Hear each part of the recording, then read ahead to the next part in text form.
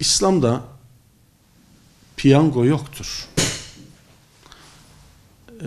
Ki milliyeti olsun ya da milliliği olsun. Dolayısıyla milli piyango diye bilinen şey kumarın ta kendisidir. Yani İslam alimleri, Din İşleri Yüksek Kurulu bunu kumar olarak değerlendirmektedir. Dolayısıyla millilikle alakası olmayan, insanlarımızı tembelliğe ve beklentiye sevk eden bir durumdur ve haramdır. Kumarın gerek ferdi gerekse toplum bazında gerçekten eksileri, zararları çok fazla. Ailelerin bunu kaçıran, boşanmalara götüren, haksız kazanç elde etmeye vasıta olan bir haram şeklidir kumar. Cenab-ı Hak Kur'an-ı Kerim'de şeytan işi bir pislik olarak hatırlatır. Yani şeytan işi. Dolayısıyla bizim şeytanla bir işimiz yoktur. Bizim Rahman'la işimiz vardır. Müslümanlar olarak bunu böyle değerlendiririz. Ailelerin yıkımına sebep olan, dağılmasına sebep olan, haksız kazanca sebep olan, gerek sosyal gerek psikolojik yönden milletlerin yıkımına sebep olan, sokağın huzursuzluğuna kadar götüren bu illeti Müslümanın kesinlikle terk etmesi gerekir. Kumar da Kur'an'da sayılan haramlardan birisidir. Gerek Peygamberimiz döneminde, gerekse Efendimiz Aleyhisselatü Vesselam'dan sonra kutlanan günlerin tamamı gerek Resulullah'ın tavsiyesi, gerek ashab-ı kiramın kendi aralarında kutladığı veya Peygamberimizin herhangi bir hakkında hüküm vermeden Müslümanlar tarafından uygulanan günleri olmuştur, zamanları olmuştur. Kandil geceleri diye vatandaşlarımız arasında bilinen günler gibi. Mesela Kur'an-ı Kerim'de Kadir Gecesi, yine İsra'dan bahsedilmektedir. Yani Miraç Gecesi'nden bahsedilmektedir. Ama Efendimizin uygulamalarında Berat Gecesi de Peygamberimizin hadisleriyle ortaya çıkan Müslümanların kutladığı gecelerden bir gecedir. Yine Ramazan-ı Şerif değerlendirmesi, bayramlar, Ramazan bayramı ve Kurban bayramı özellikle Müslümanların kutladığı günlerdir. Peygamberimiz Medine-i Münevvere'ye göç ettiklerinde, hicret buyurduklarında Muharrem ayında Yahudilerin oruç tuttuklarını gördü. Ashab-ı kiram da oruç tuttular. Peygamberimiz Aleyhisselatü Vesselam biz Musa'yı onlardan daha fazla severiz. Musa bizim kardeşimizdir. Tutmanızda bir sakınca yok buyurdular ve Muharrem ayında oruç tutuldu. Ramazan-ı Şerif farz kılındıktan sonra, Ramazan orucu farz kılındıktan sonra farz derecesinde tutulan Muharrem orucu yerine Ramazan tutulmaya başlandı. Dolayısıyla kutlanan günler, tekrar ifade edecek olursak, Kurban Bayramı, Ramazan Bayramı, dini gecelerimiz, bunların kutlanması Peygamberimiz döneminde de vardı. Peygamberimizin vefatından sonra da devam etti. Ama Efendimiz'den sonra bizim kutladığımız bazı günlerimiz, zamanlarımız var. Mesela onlardan bir tanesi Kasım ayı içerisinde idrak ettiğimiz Mevlid-i Nebi haftası idi. Peygamberimizin doğumuna tevafuk eden bu gün ve hafta içerisinde Peygamberimizi anlama ve anlatma çalışmaları yapılmaktadır.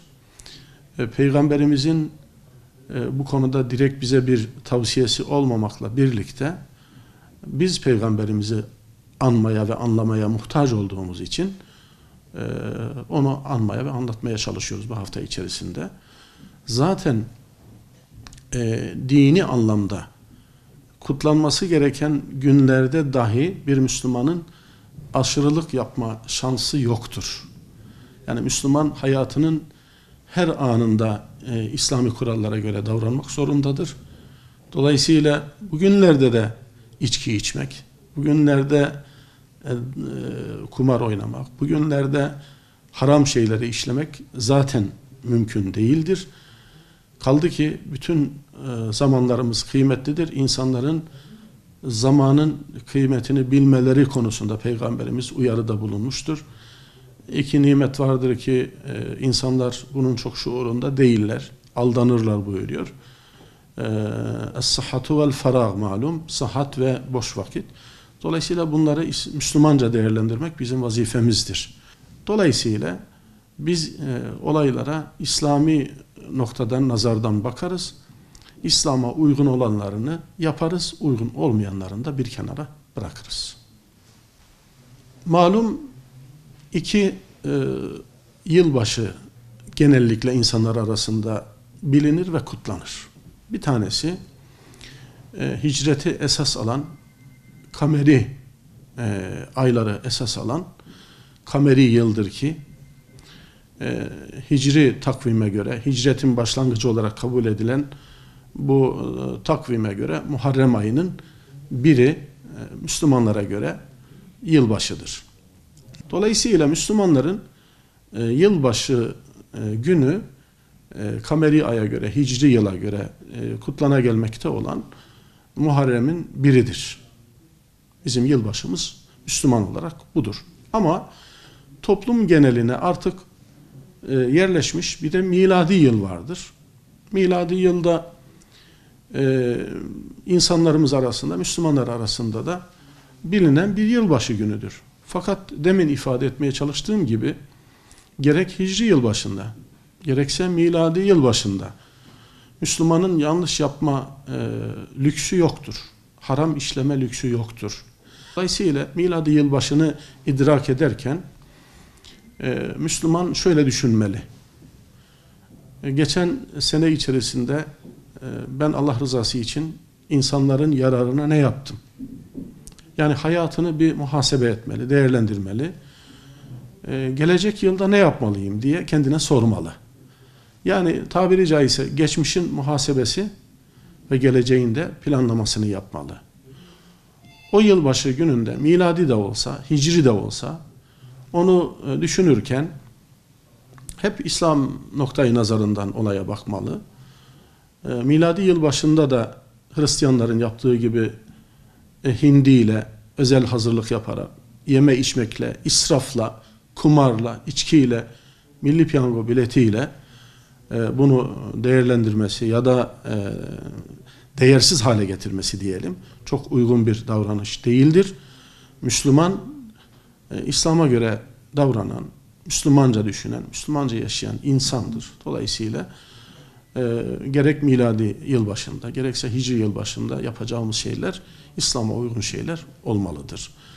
Genel itibariyle miladi yılbaşı Hristiyanlarca kutlanan, daha çok Avrupa'da ve Amerika'da neşv-i nema bulan bir kutlama çeşididir. Biz önemli olan kutlama şekli olduğunu düşünüyoruz. Dolayısıyla şekil bizim için çok önemlidir. Her olaya İslamca ve Müslümanca bakarız. Hazreti İsa'nın doğumuyla ki Hazreti İsa Aleyhisselam inandığımız bir peygamberdir. Biz bütün peygamberlere inandığımız gibi Hazreti İsa'nın da peygamber olduğuna inanıyoruz. Dolayısıyla Hazreti İsa'nın doğumu bizim için de önemlidir. Ama biz Hatemül Enbiya, Resul-i Kibriya, Muhammed Mustafa'nın doğumunu esas alırız. Çünkü eğer diğer peygamberlerin de doğum günlerini kutlayacak olursak o zaman yıl içerisinde bütün zamanlarımız kutlamakla geçer. Biz Hatemül Enbiya olan sevgili Resul-i Ekrem Aleyhisselatü Vesselam'ı, onun doğum gününü kutlarken de İslami düşünceyle kutladığımız için Hazreti İsa'nın da getirdiklerini bir yerde orada tanımış ve tanıtmış oluyoruz.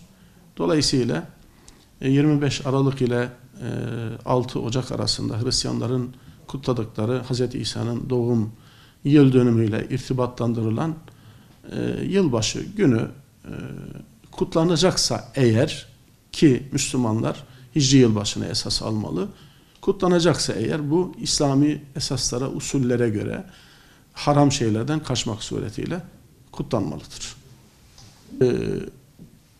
Peygamberimiz hadis-i şeriflerinde men teşebbehe bi kavmin fehuve minhum buyuruyor. Kim bir kavme kendini benzetirse, benzemeye çalışırsa onlardandır. Kaldı ki Resulullah döneminde bunun uygulamaları da vardır. Mesela demin ifade etmeye çalıştım. Muharrem orucunun tutulmasını Peygamberimiz tavsiye ettiler. Daha sonra Ramazan-ı Şerif'in farz kılınmasıyla birlikte Muharrem orucunun tutulmasından zaman olarak vazgeçtiler. Eğer tutacaksanız da bu ayların 9, 10, 11. günlerinde veya 14, 15, 16. günlerinde tek gün değil, 2 gün değil, 3'er gün tutulmasını tavsiye ettiler. Bu uygulamadan vazgeçtiler.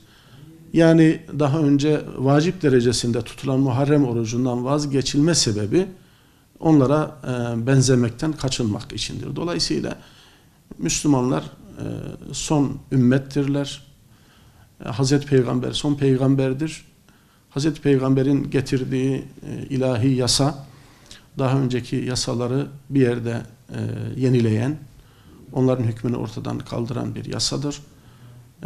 Bir kitaptır. Allah'ın kitabında ne yapacağımız bellidir. Eğer benzeyeceksek en son örneğe benzemek gerekiyor. Cenab-ı Hakk'ın Kur'an'da tarif buyurduğu üsve-i hasene olan Allah Resulü sallallahu aleyhi ve selleme benzemek gerekiyor. Eğer benzeyeceksek Resulullah'a benzemeye çalışalım. Onun gibi olamasak da hiç olmazsa onun yolunda olalım inşallah.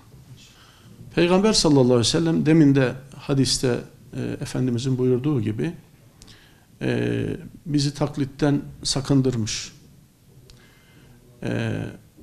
Onların peygamberlerinin kabirlerini ziyaret yeri yaptığı, tapınmaya mahsus adeta yerler yaptığı ile alakalı aşırı sevgilerinden dolayı ya da sevginin ölçüsünü kaçırmalarından dolayı Allah'a şirk koştukları bile ortaya çıktığı için Efendimiz onlar gibi davranmamamız gerektiğini hadislerinde özellikle bize hatırlatıyor. Onların ya da Hristiyan ve Yahudilerin rızasını kazanmak gibi bir derdimiz yok. Biz insan olarak, Müslüman olarak örnek bir ümmet olmak durumundayız. Bugün çok iyi örnek olduğumuz belki söylenemez ama eğer Kur'an ve sünneti uygularsak herhalde çok iyi bir örnek oluruz. Dolayısıyla bizim herhangi bir Hristiyan veya başka bir dinin mensubunu taklit etme ihtiyacımız yoktur. Bizim dinimiz ekmel dindir, en son dindir. İlahi yasanın son noktasıdır, zirvesidir. Eğer taklit edeceksek dinimizi taklit edeceğiz. Dolayısıyla başka bir milleti ya da başka bir dini taklit etmenin hiçbir anlamı yoktur. Peygamberimiz zaten hadis-i şeriflerinde Kur'an'ın müfessiri olan Allah Resulü bizi bundan sakındırmıştır. Dolayısıyla kendi dinimizi, kendi inancımızı taklit edersek Rabbimizin rızasını kazanmış oluruz diye düşünüyorum. Sözlerim arasında ifade etmeye çalıştığım gibi her manada örnek Resulullah'tır. Resulullah düğün yaparken nasıl bir düğün yapardı? Eğlenirken ölçüsü neydi? Bunlar sünnette bellidir. Yani biz eğlencemizde veya düğünümüzde veya sünnetimizde veya taziyemizde herhangi bir şekilde Resulullah'ın örnekliğinin dışına çıkamayız. Çıkamayız. Yani Resulullah bizim için örnektir. Eğlencede ölçü bellidir. Nefsi azdıracak, çıplaklığı ya da fuhşu özendirecek, harama sebep olacak her türlü vesile ve vasıtadan Müslümanlar uzak durmaya çalışacaklar. Gözlerimizi koruyacağız, dilimizi koruyacağız, nefsimizi koruyacağız, vücudumuzu koruyacağız, ehlimizi, neslimizi koruyacağız. Müslüman bana ne inancına asla sahip değildir. Dolayısıyla toplumun her ferdi bizi ilgilendirir. Bugün birçok derdimiz var. Neslimiz elimizden çıkıyor. Uyuşturucu bataklığında insanlarımız var. Fuhuş bataklığına saplanmış toplumumuz ya da insanlarımız var. Kötü örneklerimiz var yani. Biz Müslüman olarak bunlarla ilgilenmeliyiz. Neslimize sahip çıkmalıyız. Neslimize sahip çıkmak, dinimize sahip çıkmakla olur. Dinimize sahip çıkmak demek, vatanın birliğiyle, bütünlüğüyle alakalı bir konudur. Dolayısıyla her şey birbiriyle ilintili ve bağlantılıdır. Nefsimize, neslimize sahip çıkarsak, vatanımızı, milletimizi muhafaza etmiş, korumuş, ayakta tutmuş oluruz. İslami olmayan eğlence türü Müslümanların uygulaması değildir. Allah Resulü'nün tasvip ve tensip ettiği durum değildir. Düğünümüz de İslami olmalı. Sünnetimiz de İslami olmalı. Eğlencemiz de İslami olmalı. Hiçbir Müslüman, hiçbir zaman, hiçbir vesileyle haram işleme lüksüne sahip değildir. Özellikle bunu ifade etmek istiyorum. Biz orta ümmetiz. Dolayısıyla orta ümmet hayrul umuri evsatuhâ buyuran bir peygamberin, yani işlerin en hayırlısı orta yollu davranmak, orta yolu takip etmek, aşırılıklardan uzak durmak. Elbette Müslüman da eğlenecek ama eğlencenin de ölçüsü vardır. Elbette Müslüman üzülecek. Üzülmenin de bir ölçüsü vardır. İsyana insanı götürmemelidir. Biz orta ümmetiz.